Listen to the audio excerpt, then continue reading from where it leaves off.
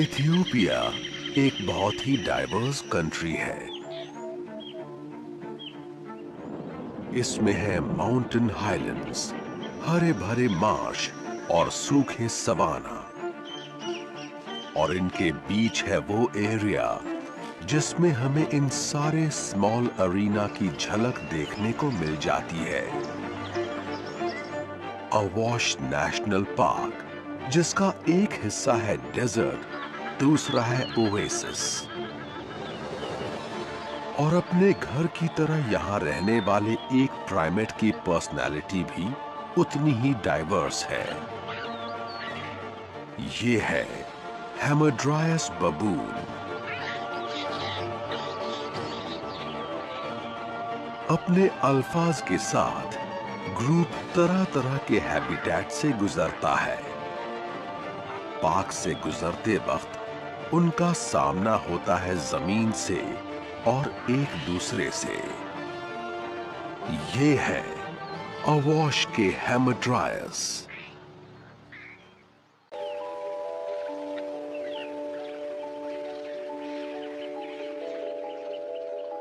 एक करोड़ 10 लाख साल पहले पावरफुल जियोलॉजिकल रप्चर्स से अफ्रीका के ईस्ट प्लेन्स के कई हिस्से हो गए थे, जिससे पूरे कॉन्टिनेंट के बीचों बीच एक गहरी रिफ्ट बन गई थी, जो है great rift valley. Violent tectonic movement और वोल्केनिक इरप्शन से बनी इस रिफ्ट में ऐसे एरिया हैं जो हॉस्टाइल भी हैं और खूबसूरत भी।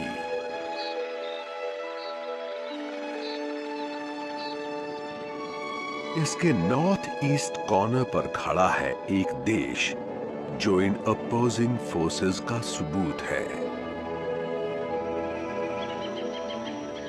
इथियोपिया देश है एक्सट्रीम्स का।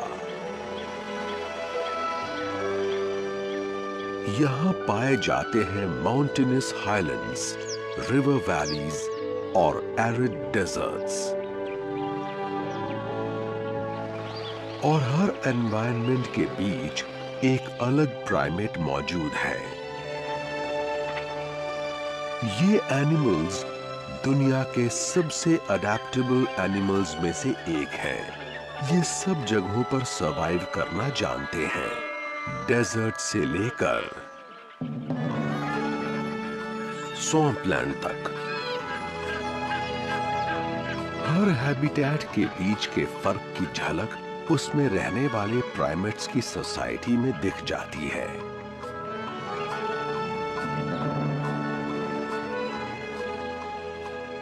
एक और एरिया है जहां इन सब को एक साथ देखा जा सकता है। इथियोपिया के बीचों बीच बसा अवॉश नेशनल पार्क एक तरफ एनिमल्स का रेफ्यूज भी है और एक क्रूअल डेजर्ट भी।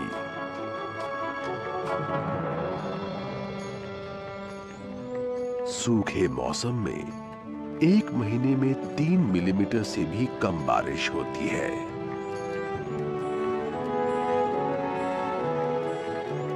जमीन धूल भरी और इनफर्टाइल है, जो यहां रहने वाले एनिमल्स को बहुत कम सहारा देती है।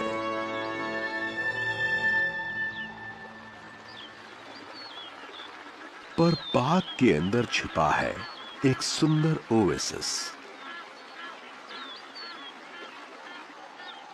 एक नेचुरल हेवन जिसे उन्हीं वोल्केनिक फोर्सेस ने बनाया था जिन्होंने आसपास की इनफर्टाइल जमीन को भी शक्ल दी।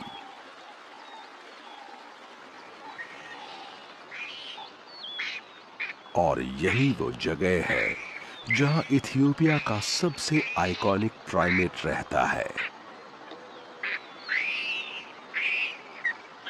हेमरड्रायस बबून।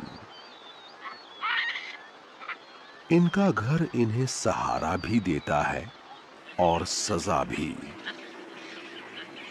और यही वजह है कि इनके बिहेवियर में डेलिकेटनेस भी है और हॉस्टिलिटी भी। शांति से मिलजुल कर काम करना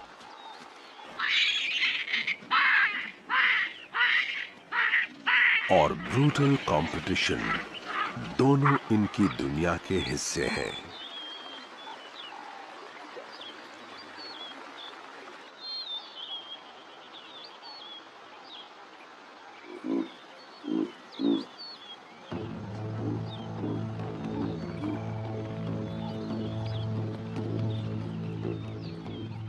जैसे ही सुबह होती है, इनके दिन के काम शुरू हो जाते हैं। अल्फा मेल्स अपने हरीम्स की फीमेल्स को इकट्ठा करना शुरू करते हैं।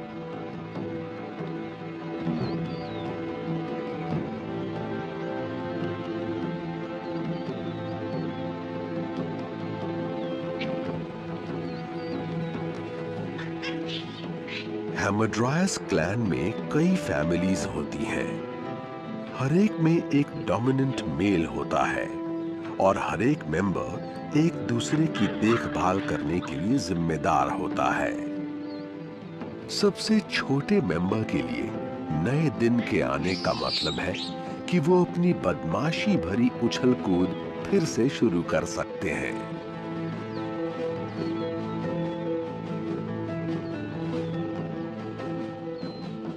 पर बड़े अपना काम बहुत ही आराम से करते हैं।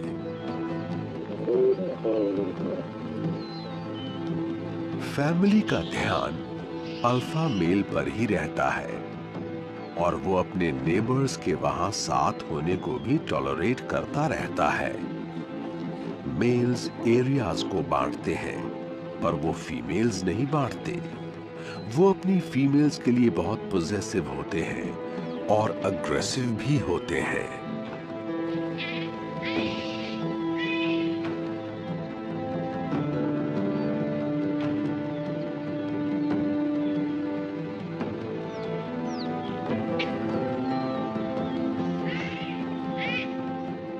कई फीमेल्स हर वक्त अल्फा मेल की देखभाल में लगी रहती हैं।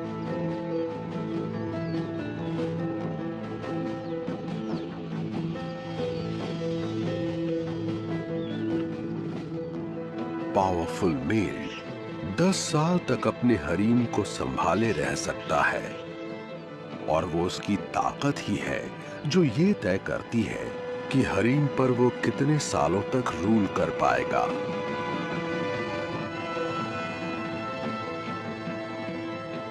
अगर कोई फीमेल दूसरे मेल की तरफ देखने की हिम्मत भी करती है, तो उसका रिजल्ट बहुत बुरा होता है।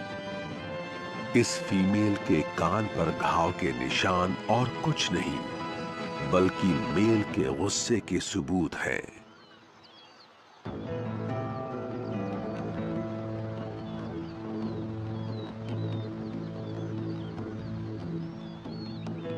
यहां मेल्स ही रूल करते हैं।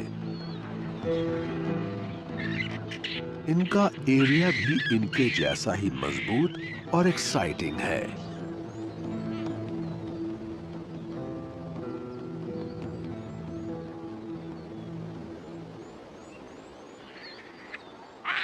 ज्यादातर बबून सोसाइटीज में रिलेटेड फीमेल्स साथ रहती हैं और नौजवान मेल्स दूसरे ग्रुप्स में शामिल हो जाते हैं।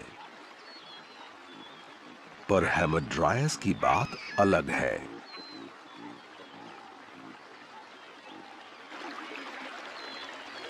यहां पैदा होते ही मेल्स अपना ग्रुप बना लेते हैं और उसी का हिस्सा बनकर रहते हैं।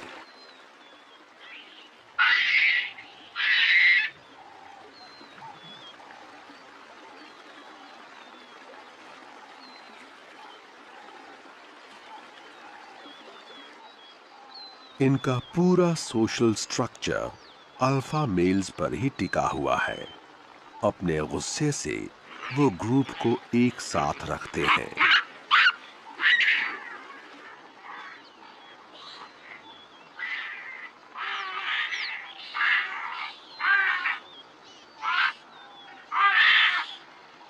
पर इस कॉम्प्लेक्स सोसाइटी के लिए ये प्यार भरी देखभाल भी उतनी ही जरूरी है।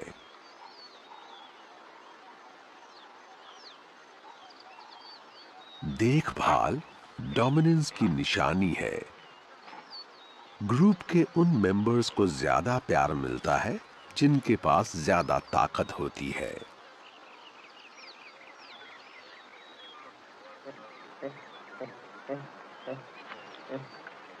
तो मेल को खुश रखने के लिए फीमेल को काफी मेहनत करनी पड़ती है।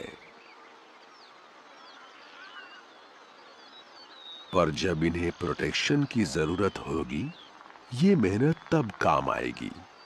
किसी भी झगड़े में अल्फा मेल सिर्फ अपनी फेवरेट फीमेल्स को ही बचाते हैं। ग्रूमिंग एक पॉलिटिकल मूव है जो ये तय करता है कि फैमिली में किसके पास पावर रहेगी और किसके पास नहीं।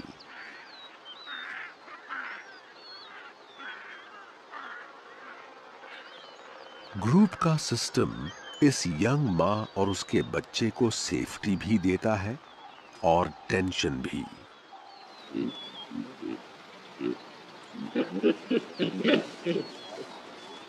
इस सोसाइटी में बच्चे मिलजुल कर नहीं पाले जाते।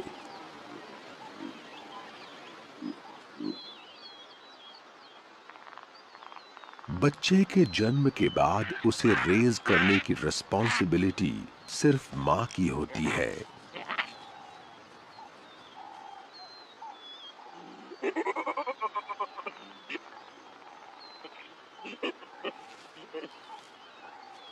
और ये भी जरूरी है कि मां हमेशा बच्चे के फादर से लॉयल रहे।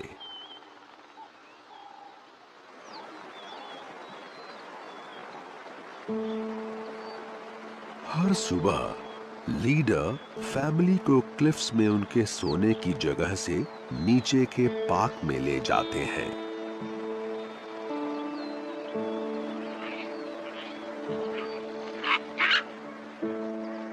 नीचे जाने का खतरनाक रास्ता ऐसी जर्नी है जो पूरे क्लैन को तय करना जरूरी है।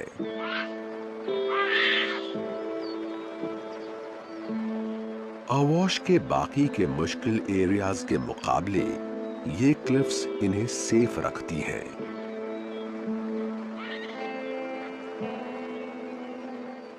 और सिर्फ स्ट्रॉन्गेस्ट हेमड्राइस क्लैन ही इन्हें एंजॉय कर पाते हैं।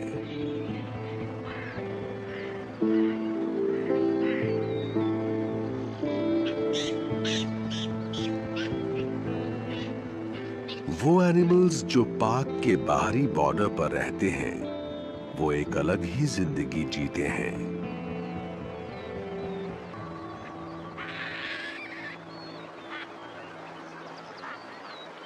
क्लिफ्स के आसपास है ग्रासलैंड और झाड़ियां।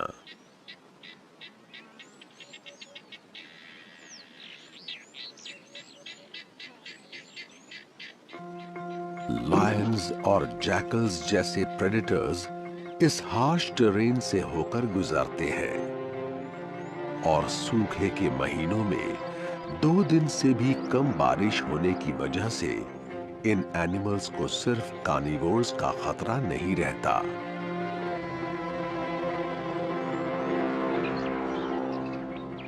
सूखे मौसम में टेम्परेचर 40 डिग्री सेल्सियस तक चला जाता है।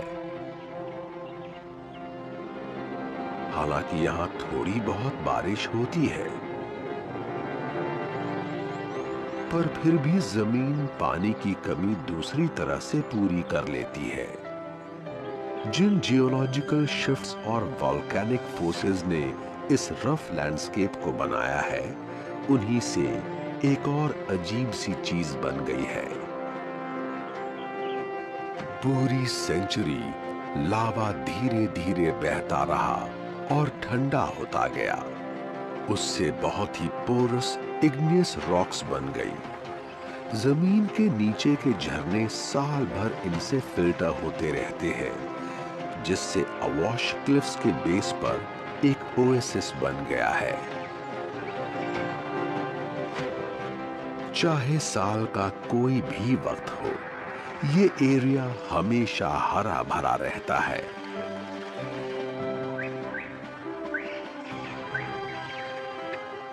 और एनिमल्स को शेल्टर, खाना और पानी देता है।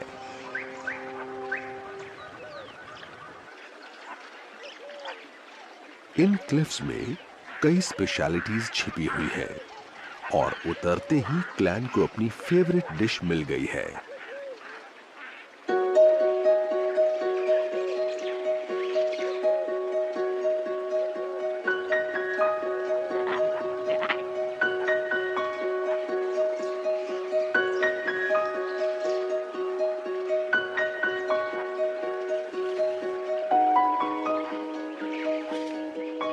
Palm nuts.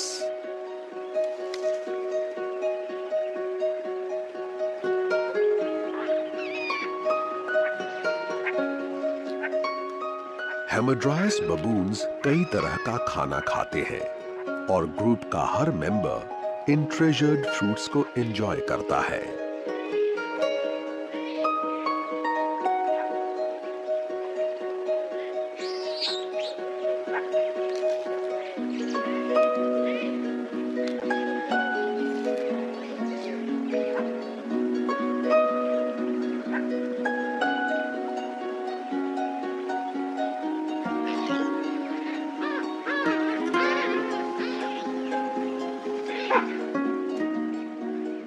क्लैन का रोज का शेड्यूल सही न्यूट्रिशन पर ही डिपेंड करता है।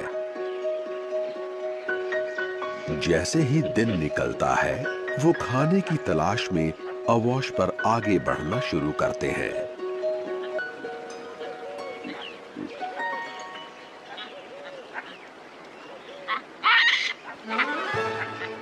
दिन के पहले खाने के बाद बच्चों में नई एनर्जी आ जाती है।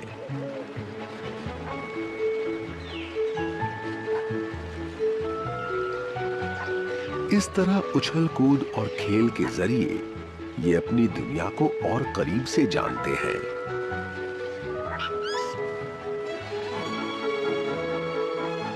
यही वो जगह है जहां उन्हें अपनी फिजिकल एबिलिटीज के बारे में जानने का मौका मिलता है।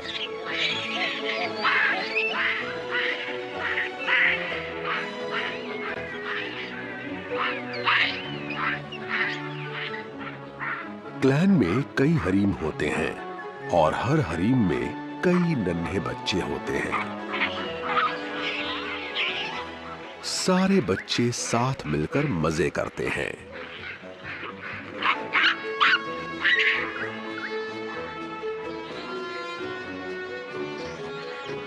सब एक दूसरे के साथ कंपीट करते रहते हैं।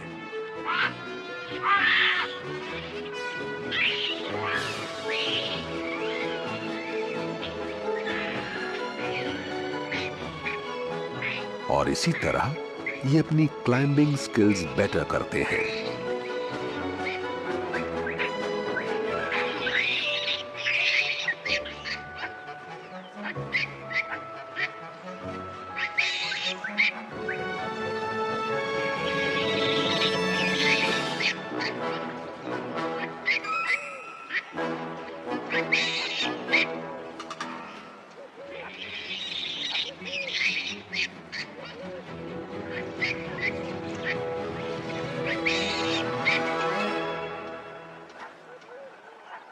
यानी मजा भी हो जाए और लेसन भी मिल जाए।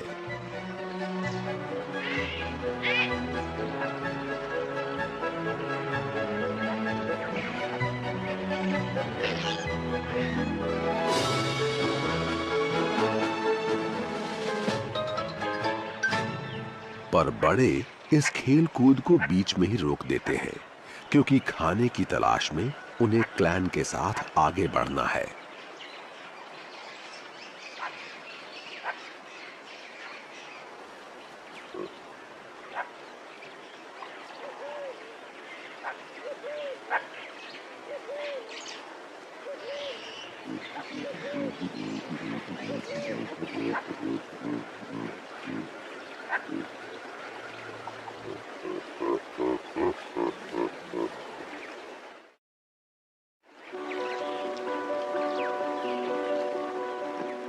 हालांकि क्लिफ्स पर काफी कुछ उगता है, पर हैमड्रायस बबून्स सिर्फ पाम नट्स पर ही जिंदा नहीं रह सकते।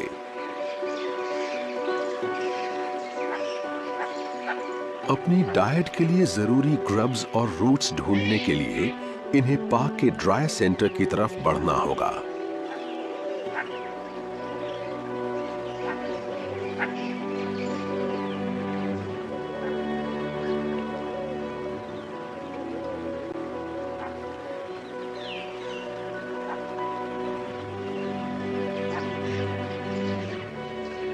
क्लिफ्स को छोड़ना काफी रिस्की हो सकता है।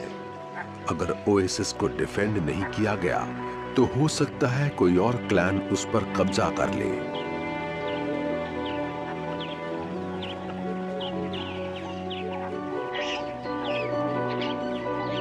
पर इनके पास और कोई रास्ता नहीं है। हर दिन सुबह ये जल्दी जल्दी खाते हैं ताकि जितना पॉसिबल हो सके ये अपने घर को कम से कम पीरियड के लिए छोड़े।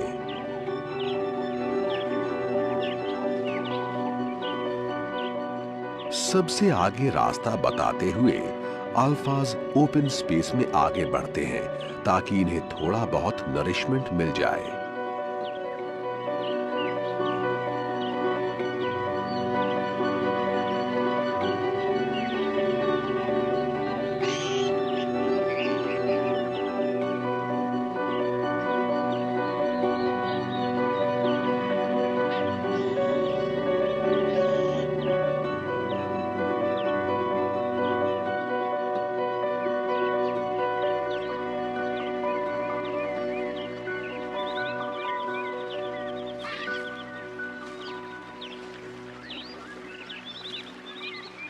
पर यहां खाने की तलाश सिर्फ बबून्स को ही नहीं है। वॉर्थॉग्स ऐसे ग्रेजर्स हैं जो जमीन से नीचे की रूट्स खोद कर निकालने में एक्सपर्ट हैं। ये अपने न्यूट्रिशन के लिए सूखे एरियाज को खोदने के लिए ही बने हैं।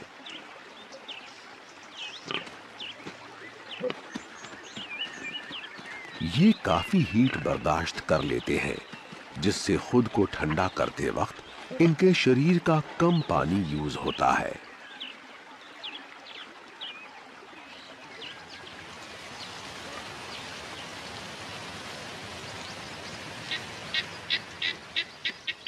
और यही वो चीज है जिससे दूसरी अवॉश स्पीशीज इस सूखे हैबिटेट में रह पाती हैं। ऑरिक्स कई दिनों तक बिना पानी पिए भी सरवाइव कर सकते हैं, पर इन्हें ऐसे प्लांट की जरूरत होती है जिनमें इतना पानी हो जिससे ये जिंदा रह सकें। हालांकि ये हर्ड अवॉश के सूखे हिस्से में आराम से है, पर ये ज्यादा देर तक एक जगह पर नहीं रुक सकता। इन्हें वेस्टलैंड से निकलकर ऐसे मॉइस्चर रिच प्लांट्स ढूंढने होंगे जो इन्हें नरिश कर सकें।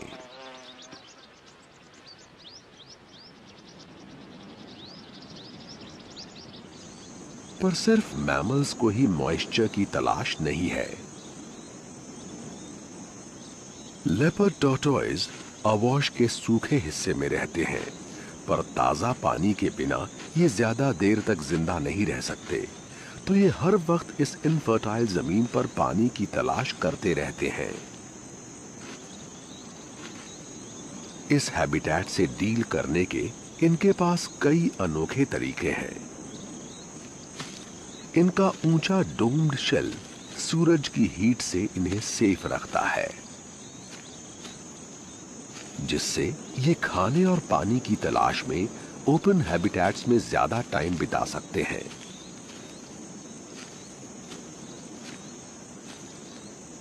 कभी कभी इथियोपिया की heat in well adapted reptiles के लिए भी बहुत ज्यादा हो जाती है।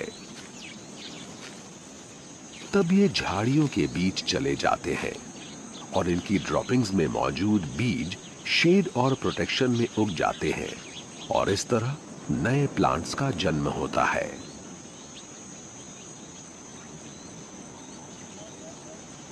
इस तरह नए प्लांट का उगना उन सब के लिए फायदेमंद साबित होता है जो इस मुश्किल लैंडस्केप से गुजरते हैं।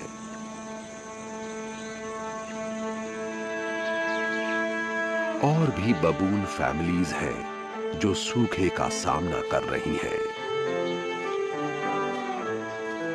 अनूबिस बबून्स प्राइमेट दुनिया के सबसे हार्डिएस्ट कैरेक्टर्स हैं। ये किसी भी हैबिटेट में सरवाइव कर सकते हैं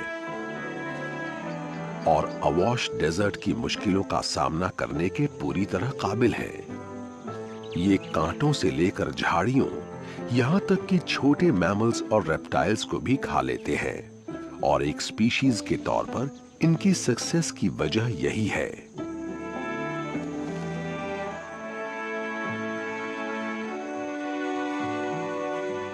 यहां तक कि जब सूखे और इनफर्टाइल माहौल में कुछ नहीं मिलता, फिर भी ये खुद को जिंदा रख पाते हैं। ऐसी बहुत कम चीजें हैं जो अनूबिस बबून्स खा नहीं सकते या खाएंगे नहीं। हर दिन अवॉश के दूसरे एनिमल्स के साथ मिलकर ये खाने की तलाश करते हैं। पर थोड़ा नॉर्थ में जाने पर तो एक बिल्कुल ही अलग कहानी सामने आती है।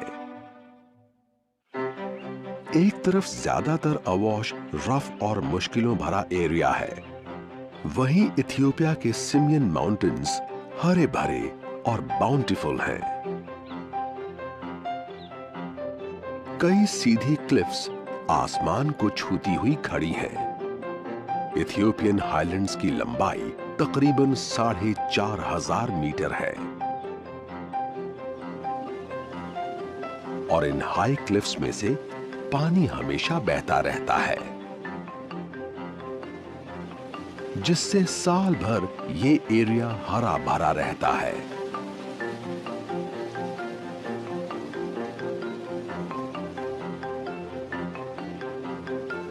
और इन ऊंची चोटियों के बीच रहते हैं तरह तरह के एनिमल्स। यहां रहने वाले एनिमल्स की जिंदगी अवॉश के एनिमल्स की जिंदगी से बहुत अलग है।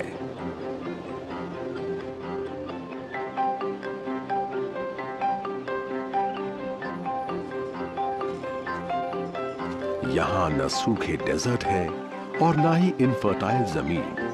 इन पहाड़ों पर इन्हें साल भर खाना और पानी मिलता रहता है और इन पहाड़ों पर रहने वाला हर एनिमल इसी वजह से प्रोग्रेस करता है।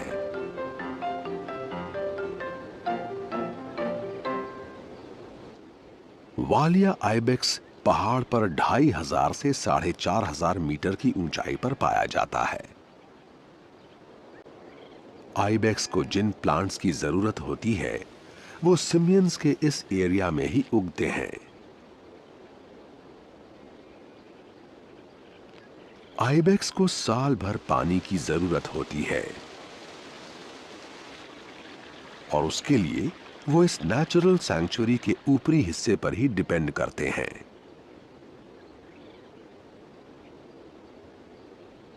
वो इथियोपिया का ये हिस्सा दूसरे आइकॉनिक प्राइमेट्स के साथ शेयर करते हैं।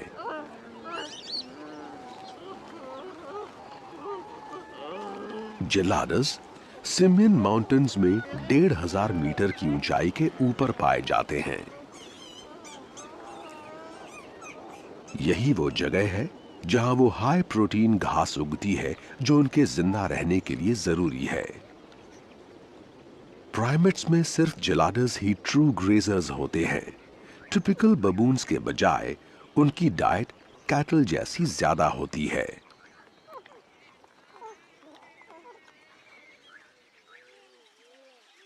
अपने बॉटम्स पर शिफ्ट होकर आगे खिसकते हुए और अपने हाईली अपोजेबल थम्स से घास तोड़ते हुए ये दिन भर इथियोपिया के हाईलैंड की ऊंचाइयों पर खाना तलाश करते रहते हैं।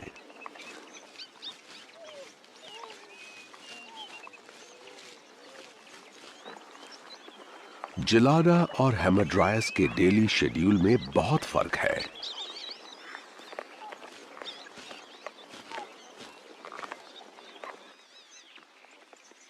एक एनिमल अपने पहाड़ों के प्लेंटीफुल हैबिटेट की आराम भरी जिंदगी एंजॉय करता है, वहीं दूसरे को अपने मुश्किल एरिया में दिन भर स्ट्रगल करना पड़ता है।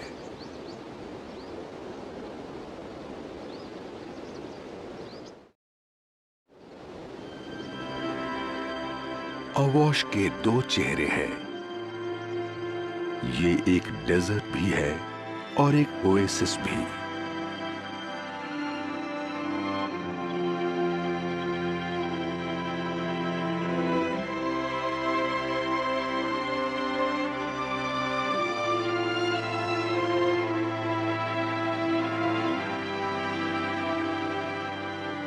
ये इग्निस रॉक्स उस झरने के पानी को फिल्टर करती हैं, जो साल भर अवॉश इनहैबिटेंट्स को सपोर्ट करता है।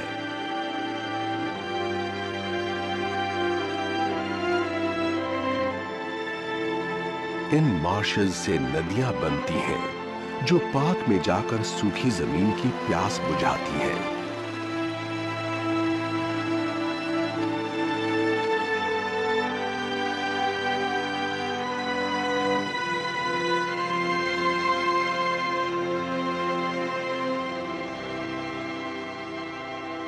और यही वो एरिया है जहां एक और शांत सी प्राइमेट स्पीशीज पाई जाती है।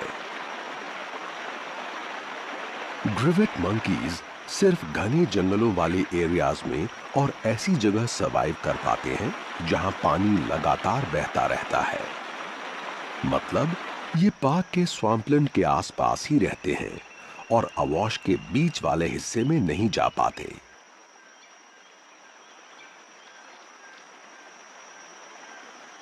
ये अपना ज्यादातर वक्त पेड़ों पर बिताते हैं और सिर्फ पानी पीने के लिए नीचे आते हैं।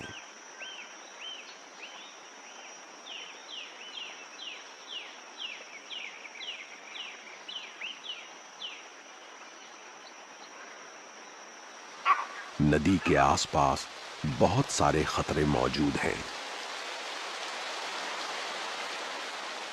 जिस नदी के किनारे पर ग्रिवेट मंकीज रहते हैं, वो एक बड़े से प्राइमोर्डियल प्रेडेटर के शिकार करने का एरिया है।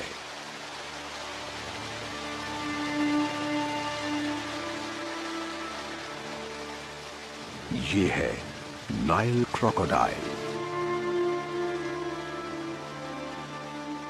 मंकीज अपने छोटे साइज की वजह से आसानी से शिकार बन जाते हैं, इसलिए पानी के पास होने वाले खतरों से बचने के लिए वो अपने शार्प सेंसेस पर डिपेंड करते हैं।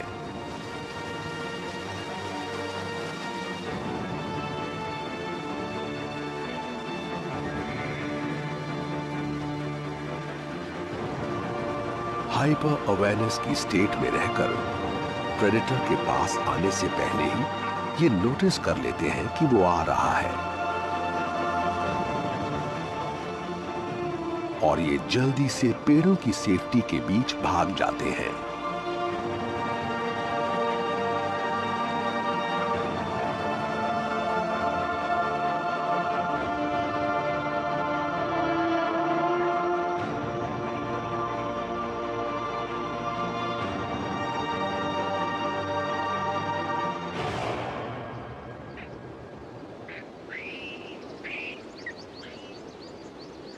पेट भर खाने के बाद हेमेट्रायस जल्दी जल्दी अपनी क्लिफ्स पर लौट जाते हैं।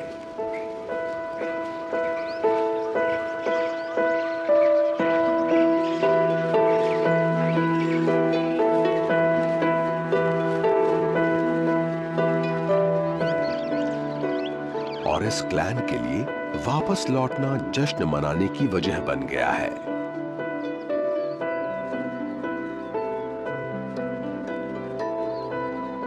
क्योंकि क्लिफ्स पर और किसी दूसरे बबून ग्रुप ने ऑक्यूपाई नहीं किया है।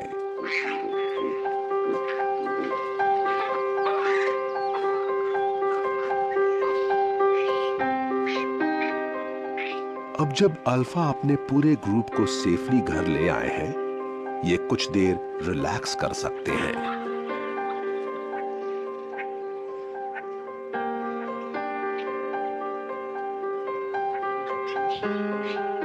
अब माएं अच्छे से अपने बच्चों की देखभाल कर सकती हैं। फीमेल्स हर 24 महीनों में बच्चे को जन्म देती हैं और बीच का वक्त वो अपने बच्चों की सुरक्षा और देखभाल करने में बिताती हैं।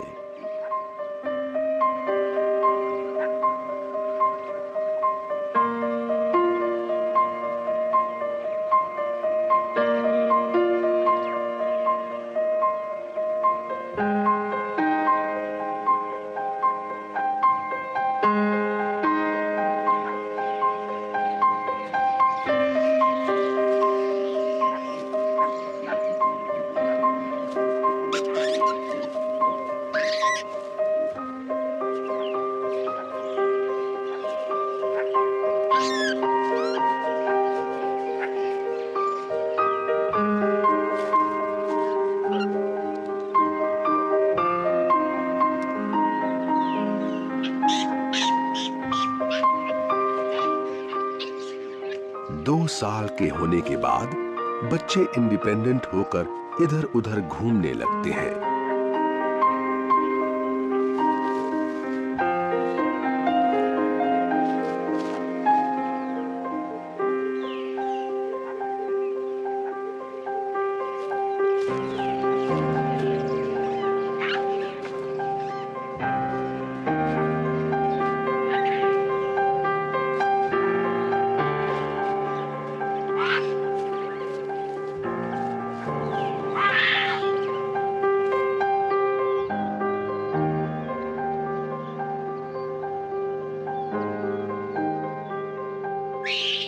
क्लैन के सारे यंगस्टर्स के लिए क्लिफ्स पर लौटना यानी फन टाइम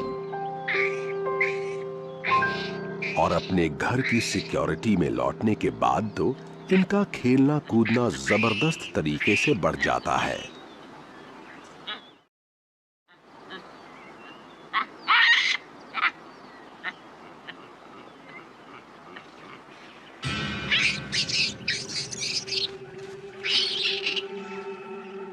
ये मासूम से दिखने वाले झगड़े और कुछ नहीं बल्कि इनकी क्रूअल टेंडेंसी के सिग्नल्स हैं।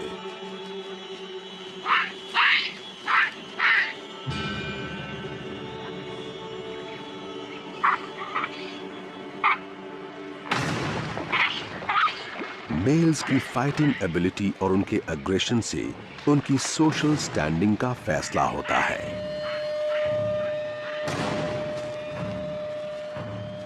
यानी इन्हें अपने शुरुआती सालों में खेल-खेल में की जाने वाली लड़ाई में माहिर होना पड़ता है, क्योंकि सिर्फ सबसे स्ट्रॉन्ग एनिमल ही हरीम पर रूल कर सकेगा।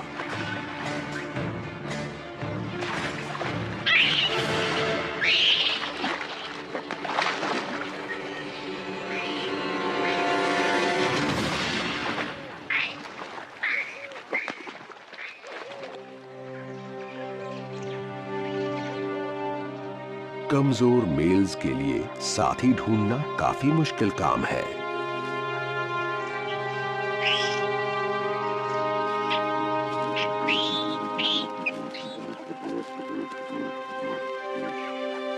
और अल्फाज के लिए फीमेल्स की लॉयल्टी उनका फैसला नहीं बल्कि उनकी मजबूरी है।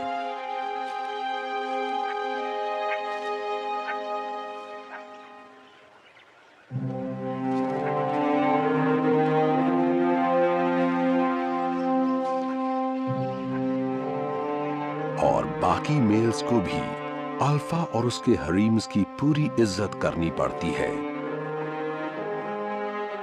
अगर नहीं की तो हो सकता है ताकत को लेकर जोरदार मुकाबला हो जाए।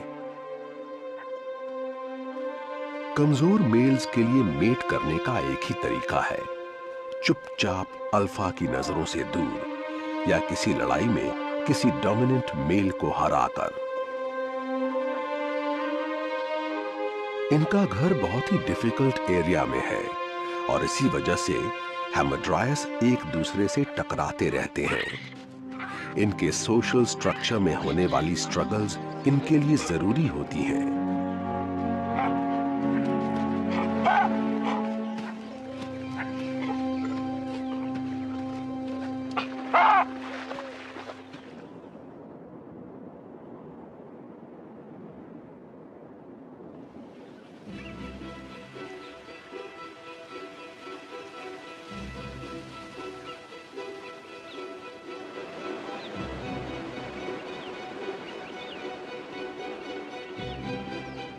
नॉर्थ में रहने वाले इनके पड़ोसी जिलाडास एक बिल्कुल ही ऑपोजिट एनवायरनमेंट में रहते हैं। ये ऐसी जगह है जहां किसी चीज की कोई कमी नहीं और इसीलिए इनके सोशलाइज करने का तरीका भी बिल्कुल अलग है।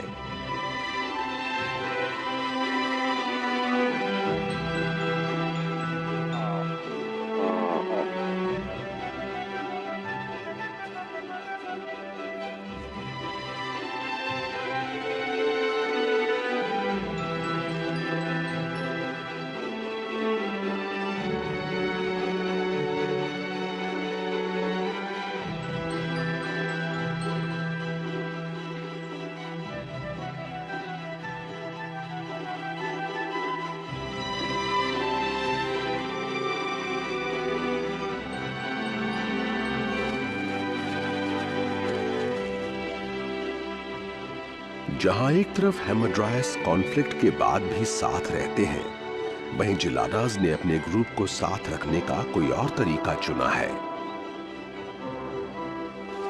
यहां मारपीट का रास्ता नहीं अपनाया जाता, यहां तो काम चलता है प्यार से।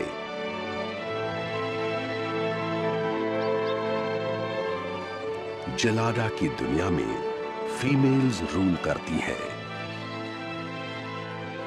फीमेल्स ही मेटिंग डिसीजंस लेती हैं, जिससे पूरे ग्रुप का पावर डायनामिक्स शेप लेता है।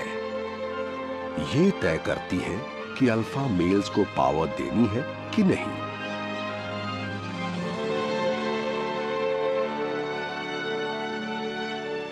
यानी फीमेल्स को इंप्रेस करने की बारी मेल्स की होती है।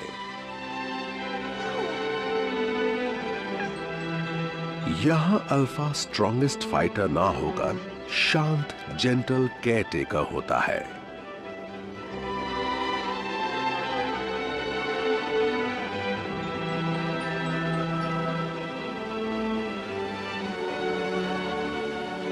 बीस लाख साल पहले सबसे कॉमन बबून स्पीशीज जिलाडा के फोरफादर्स थे, जो सब सहारन अफ्रीका की हरी भरी घास खाने के लिए बने थे।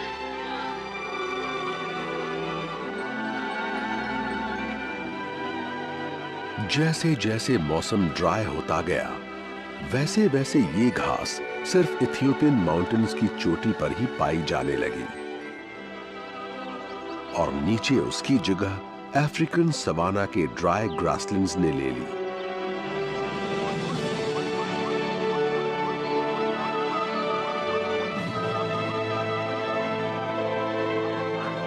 सवाना बनने के बाद हेमड्रायस बबून भी यहां आ गए।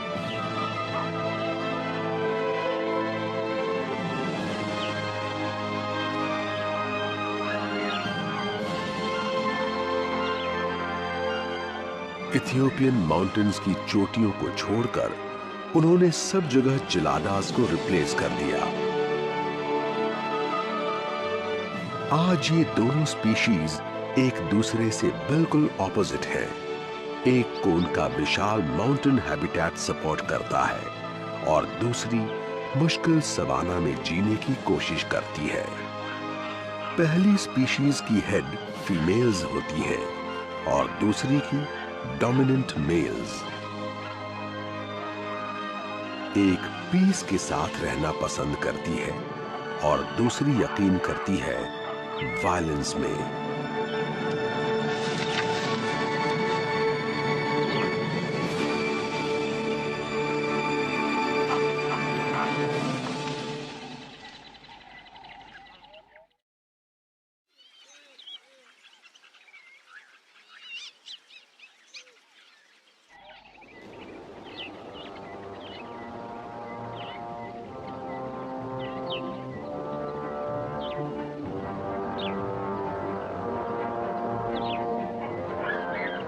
जब दो हेमड्रायस क्लैन्स जगह के लिए लड़ते हैं, तब उनका वायलेंस देखते ही बनता है।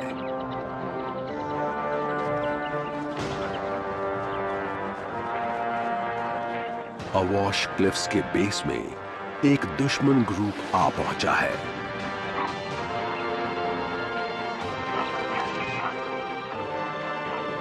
यहां रहने वाले अल्फाज भी तैयार हैं। हमला करने के लिए। स्ट्रॉन्गेस्ट मेंबर को मुकाबले के लिए बुलाया गया है।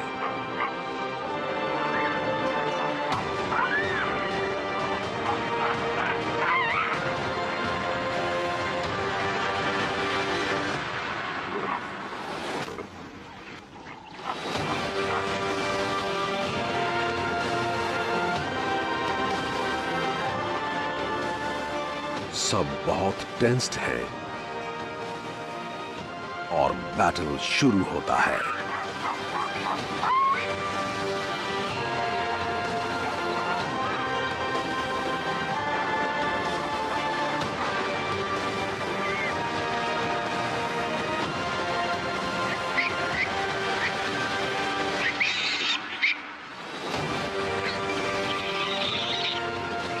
हैमड्रायस के झगड़े खून खराबे भरे होते हैं।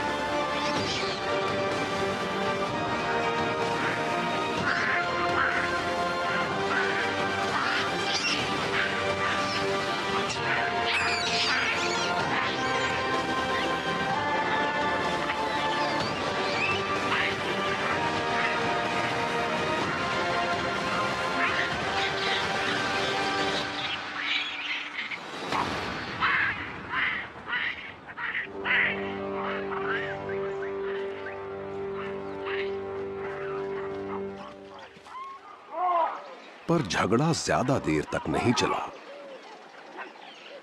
यहां रहने वाले स्ट्रॉन्गर क्लैन ने दुश्मनों के छक्के छुड़ा दिए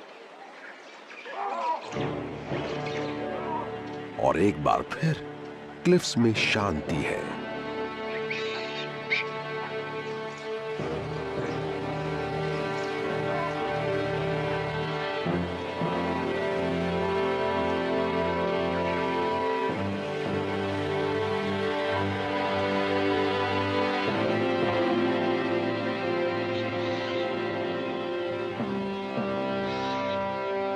बैटल जीतने के बाद और ओएसिस को सिक्योर करने के बाद हैमड्रायस फैमिलीज अपने सोने की जगह की तरफ बढ़ चली हैं।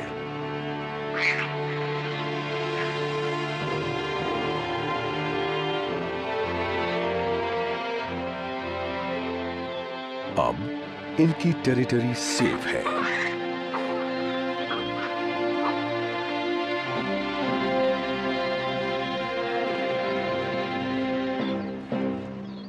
अवॉश में अपने घर को बचाने के लिए मिलकर की गई लड़ाई हैमड्रायस बबून्स के आपसी रिश्तों को मजबूत करती है।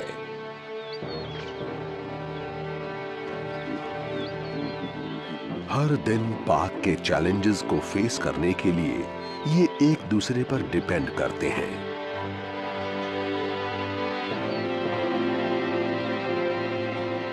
पर इन्हें जो इनाम मिला है उसके लिए इतनी मेहनत और कोशिश भी कम है।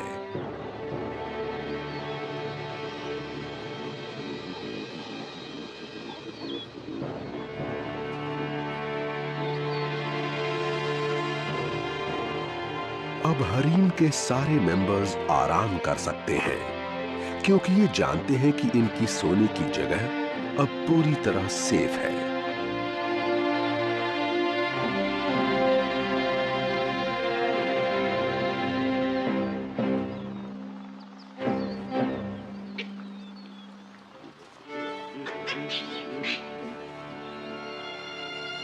शाम हो चुकी है और इन माउंटेन्स के अपने सेफ एरिया में लौटकर ये भी सोने की तैयारी कर रहे हैं। इस तरह अवॉश का एक और दिन खत्म होता है।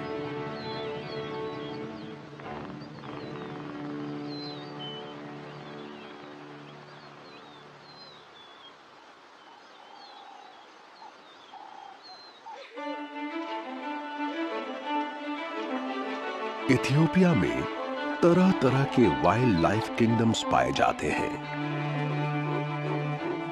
जिनमें दुनिया की कुछ सबसे यूनिक और फेमस स्पीशीज रहती हैं।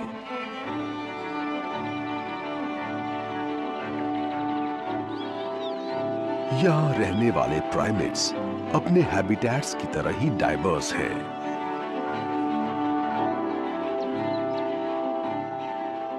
अवॉश नेशनल पार्क में ये सारी वैरायटी हमें एक एरिया में ही मिल जाती है। और क्लिफ्स के ऊपर का ओएसिस ऐसा हीरा है जिसे पाने के लिए एनिमल अपनी जान भी दांव पर लगा देते हैं। ऐसी जगह है जिस पर सबसे पावरफुल हेमेड्रायस क्लैन ही रूल कर पाते हैं।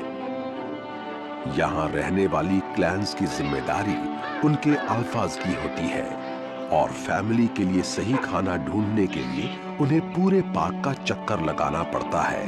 हर हैबिटेट की छानबीन करनी पड़ती है। इनके लिए एक ही लैंडस्केप में रहना मुमकिन नहीं है, इसलिए ये 2 एरियाज में बटे रहते हैं।